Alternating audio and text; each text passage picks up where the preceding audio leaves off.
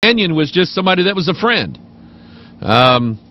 This is my comrade, this is my friend, this is, my buddy or whatever. And, you would see, it wasn't prevalent, but every now and then you'd see two men walking together and they'd be kind of holding hands. They don't think anything of it. The programming hasn't been done in Kenya. Maybe we need to send Bert and Ernie as ambassadors for the Rainbow Crowd to educate the Kenyans and enlighten them. Somebody over there told me that they're working on a new constitution for Kenya, and it's being done because the last election they had, I don't know if you remember this, the last election they had in Kenya went bad. I mean, it went bad. There were people dead laying everywhere. They still have tribal issues. Not so bad in Kenya as it is in other African nations, but, every now and then one tribe, for whatever reason, during the election, I do know that there was some backlash against those of a particular tribe in Kenya, and there were people being shot and killed in Kenya. Big disaster. Houses, churches being burnt. It was terrible. Well, that prompted, listen to this now, that prompted a dialogue. Maybe we need a radically different constitution.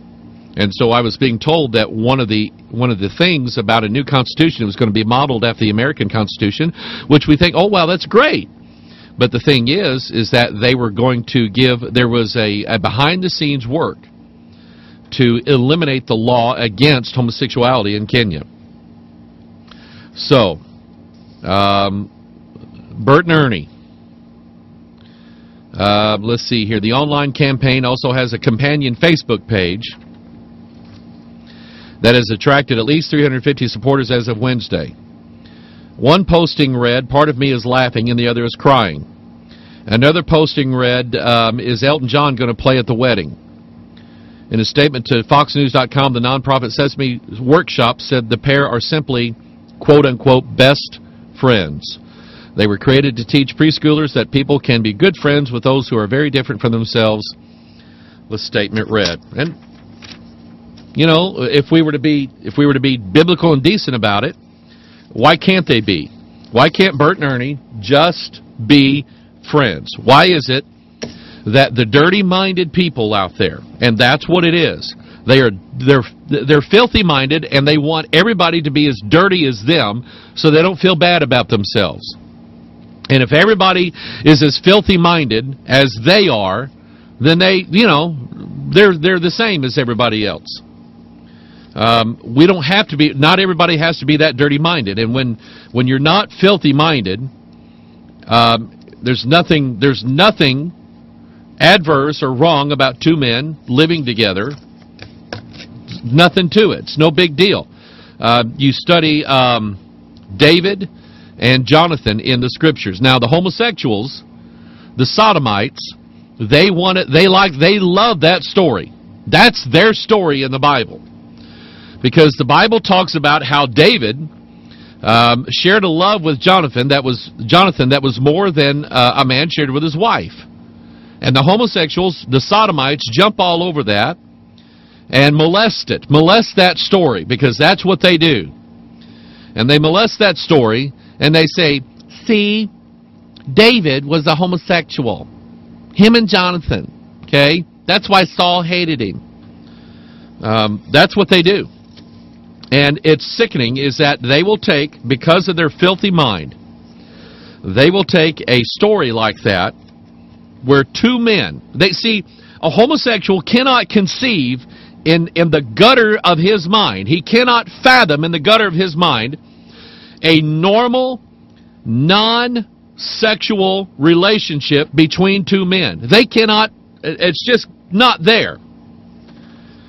And so they look at the story of David and Jonathan, and they see two Sodomites there, because that's what they are. See, God made them that way. And they can't get over that. They look at Jesus walking around with 12 boyfriends. That's how they see it. Here's Jesus, walking around. He has no wife. Okay? That tells you something right there. And he walks around with 12 men. And so obviously, Jesus was in the closet, according to them. This is the gutter of their mind. This is how they think. And God was, you know what? Let's ask Mr.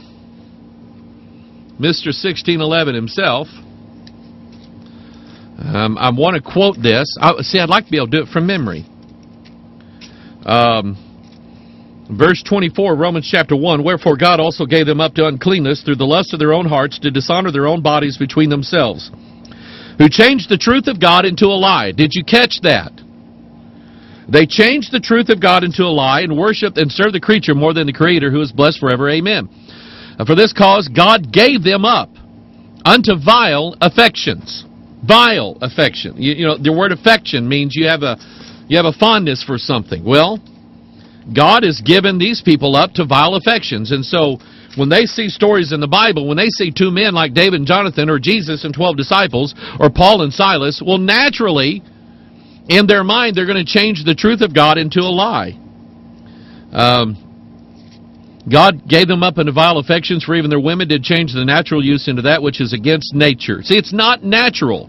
It's not normal. And likewise also the men, leaving the natural use of the woman, burn in their lust one toward another, men with men working that which is unseemly. Okay? I like these words here. Unnatural. Unseemly.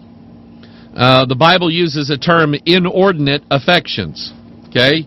Inordinate. The word ordinary is in the word inordinate. It's what you do. I love English because you can kind of break it down. And the word inordinate affection means not ordinary affections. Okay?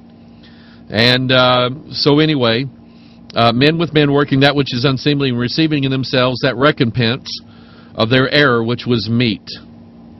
And even as they did not like to retain God in their knowledge, God gave them over to a reprobate mind to do those things which are not convenient. It's not convenient to do what it is they're doing. And they are not, I preached this here a while back,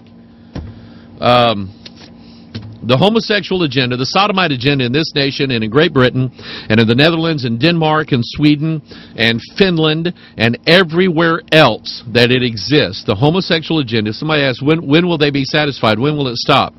The Sodomites, if you want an example of this, go back to Genesis chapter 19. The Sodomites will not be happy until the entire country is on fire.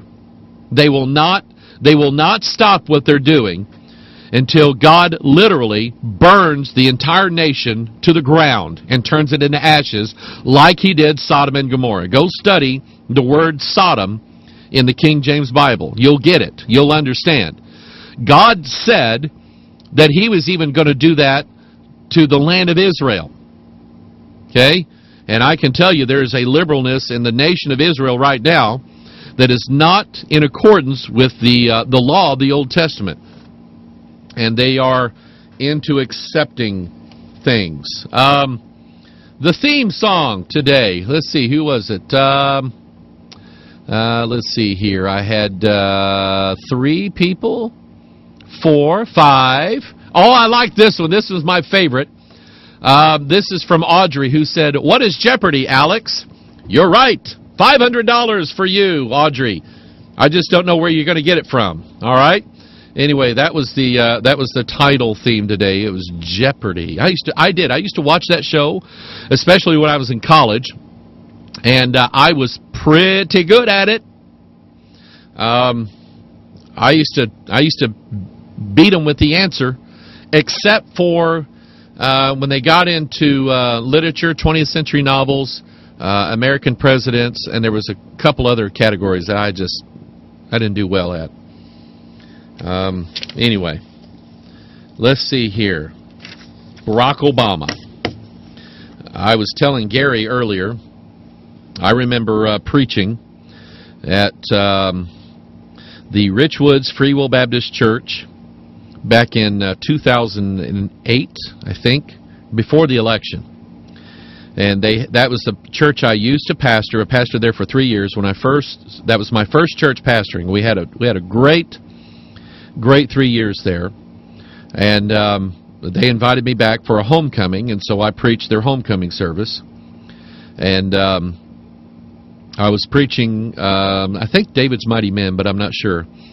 But anyway, was preaching there, and boy, I was just rolling along, and I said something about the sad state that America is in and the sad state that the churches are in. And I made the statement, this is why we're about, and the statement I made was, this is why we're about ready to elect a Muslim president. And they just went, well, not everybody. There was one or two people that went, Muslim president? Barack Obama? He's a Christian. Obama to host iftar dinner to mark Ramadan. President Barack Obama will host an iftar dinner Wednesday evening to celebrate the Muslim holy month of Ramadan. It's a holy month. The iftar is the dinner that breaks the holiday's daily fast. The dinner became an annual White House tradition after President Bill Clinton and George Bush continued it. Should have never been done. The White House says invited guests include religious and grassroots leaders in the Muslim American community as well as leaders of other faiths. And I wonder if Rick Warren was there. I wonder if he got invited. Let's see here. What other pieces of paper do I have? Here's one from New Scientist. Facial recognition identifies your Social Security number. A picture of your face is all it takes for Alessandro Acquisiti at Carnegie Mellon University to access a wealth of personal information. Been telling you, get our video, what's it called? The All-Seeing Eye, Surveillance Society and the New World Order. Get a copy of that video, and you'll see what's going on. Facebook, remember Facebook? Yeah, everybody's on Facebook, okay? And you take your camera phone, okay, and you go, and then you take that picture, you put it on Facebook. Well, Facebook was partly funded by a group that worked for the CIA. And they're running facial recognition software. You take your picture, put it on your Facebook page like practically everybody does. And software is running in the background, putting dots all over your face. Okay? Creating an algorithm. No, that wasn't named after Al Gore. An algorithm. Although he did invent the internet. Okay? So maybe it could have been. But it creates an algorithm. It creates a data code of your face, and it goes into a database. Okay? So I saw one of the most incredible pictures I've ever seen the other day. Somebody sent it to me in an email, and I forgot what it was called, but it was it looked like this long-distance, way back picture of a huge crowd of people gathered up in Canada somewhere for some hockey celebration, eh? And you look at it and go, okay, it was about, 20,000 people out there in the street. And then I found a little button where you could start zooming in, and you could start zooming in on everybody's face in the crowd. Okay?